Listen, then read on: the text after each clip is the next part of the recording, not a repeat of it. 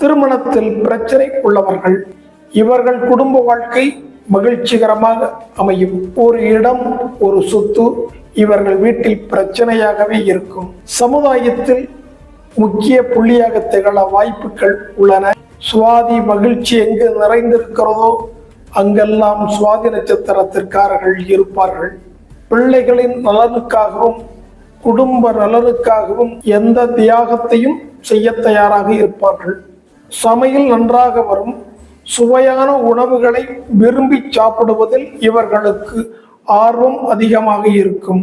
இவர்களுக்கு வாசனை திரவியங்களை பயன்படுத்துவதில் அலாதி பிரியம். ஒவ்வொரு சுவாதி நட்சத்திரத்திலும் நரசிம்மர் சன்னதியில் விசேஷ பூஜைகள் நடைபெறும்.